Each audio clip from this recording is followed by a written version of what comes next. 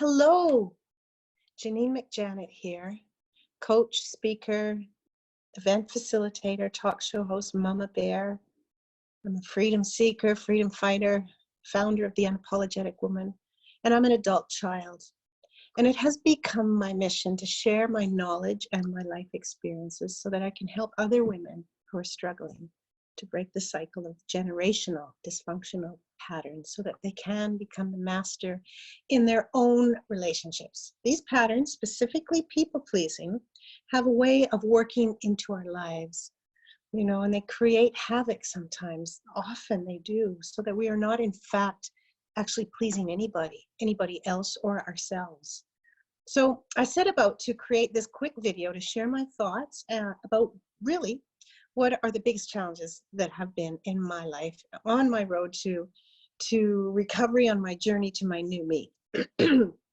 So one point or another, everyone goes through shit in their lives. Some sort of event has traumatized us. We have all found coping mechanisms to help us sort of get out of jail free, right? We all have stories. We all make up stories. We all believe in what we think is right. And we all have this inherent desire to be the best versions of ourselves. We all try. So a few years ago, after I turned 50, I took it upon myself to be really curious about my life. I started to dig deep into discomfort. I kept going because the pain eventually brought me gain. I did what I call the soul excavation because I knew that there was something out there more than the run-of-the-mill anxiety causing, fear-provoking, stress-sucking, and exhaustion-evoking 9-to-5 corporate job that I was married tightly to for 28 years. And guess what? I found it. And it wasn't actually something out there. It was something in here. It was like a light, and the lessons and the love. Oh my God, it's been an incredible journey, and I just really want to share some of it with you. But what I realize is, as I'm growing and learning and sharing and coaching, is that the majority of my challenges as an adult child were associated with three things specifically. One, I was a fully fledged people pleaser. No wasn't even a word in my vocabulary. Two, I didn't have boundaries whatsoever. None of them. And three, my relationships were always a challenge. And it was pretty much always, I don't like to say, but somebody else's fault if things went wrong. Does that resonate with you at all? I suspect it does, because that's why you are here with me on this video. So what I wanted to do is give you a quick summary of my personal strategies that I have used to break through in these three key areas: people-pleasing, unhealthy boundaries, and healthy relationships. I think of them as truth tips on how to change past struggles into strengths. Okay, people-pleasing. What is it all about? For me, I used to think that it was an honorable thing to do, to be of service to others, to help our friends, our families, our colleagues. I was taught that it was really super important to help and please other people over and above my own needs. Look, even as a young brownie growing up in urban Canada in Ontario, the motto was lend a hand to help other people all the time, especially those at home. But it grew thicker than this, you see. I discovered that I eventually needed to please people all the time in order for me to feel appreciated, in order for me to feel worthy, in order for me to feel safe and secure, to feel protected. In a nutshell, I started people pleasing so that I could feel loved and accepted.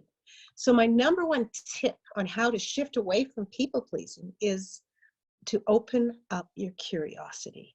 We need to know what's going on if we want to change, right? Be curious, because that'll lead you to becoming aware, which will lead you to recognizing your patterns, which will lead you to the question, is this something that I need to change or that I want to change? If yes, then it's all about going ahead and finding a way to make that change happen. We get to choose, right? We get to choose whether we stay as we are or whether we grow from what we know. So be curious. It absolutely leads to change. Now, second thing about these boundaries, I just never thought it was my place to let other people know what I needed. It was like, I can't demand my life. I am who I am. They are who they are. Couldn't they just read my mind or something? You see, that's a key point right there, that you need healthy boundaries in place of other reactions and resentment take over big time. Let's say that again. You need healthy boundaries in place of reactions and resentment, because that's what's going to build up over time. People pleasers don't have boundaries, period. We put ourselves out there ready and willing to help at any given time, regardless of our own needs. Healthy boundaries, they don't come from a Cracker Jack box. They are something that only we can create for ourselves. They lay down the groundwork of how we treat ourselves, and consequently, of how other people will treat us. We set the standard. And if we don't, guess what? Others will. So I ask these questions. Do you believe that other people are responsible for your happiness? Do you feel that you have to be responsible for their happiness? If so, why did you choose to take on that weight and carry it with you? Can you be truly happy if you are always trying to please others? It really all boils down to us really needing to be clear on who we are and what we want. So my number one tip on how to create healthy boundaries is to open up your curiosity. We need to know what's going on if we want to change, right? Be curious. That will lead you to becoming aware, which will lead you to recognizing your patterns, which will lead you to the question, is this something that I need to change? If yes, then it's all about going ahead and finding a way to make that change happen. We get to choose, right? We get to choose whether we stay as we are or whether we grow from what we know. Be curious. It leads to change. Sound familiar? Now, the third component was relationships. What do people pleasing and boundaries have to do with having a great relationship with other people? Isn't it all internal? Listen, if we don't treat ourselves right with love and with respect, with honor and with integrity, then we lose out on the most important relationship in our lives, the relationship with ourselves. So often in a relationship, many of us spend our time and energy in trying to adjust to others, to people please, and we forget all about our own needs. We need a safety net in case we drop into discomfort. So when we choose to always please others with no boundaries in place, we are damaging our most important relationships. We not only take away the power from other people by not honoring their truth and their individualism and their desire to be independent, we're also taking it away from ourselves for those very same reasons. We're not honoring our own truth. So in order for a relationship to be seeded, to continue to grow up, to bloom and to blossom, there's got to be the right environment, the right soil, the right temperature, the right nourishment, just like trees, right? Just like a family tree. Respect comes from others. When they can see that we respect ourselves, love comes from others. When they can see that we love ourselves. So my number one tip on how to create and sustain healthy relationships is to, you got it, open up your curiosity. We need to know what's going on if we want to change, right? Be curious. That will lead you to becoming aware, which will lead you to recognizing your patterns, which will lead you to the question, is this something that I need to change? If yes, then it's all about going ahead and finding a way to make that change happen. We get to choose, right? We get to choose whether we stay as we are or whether we grow from what we know.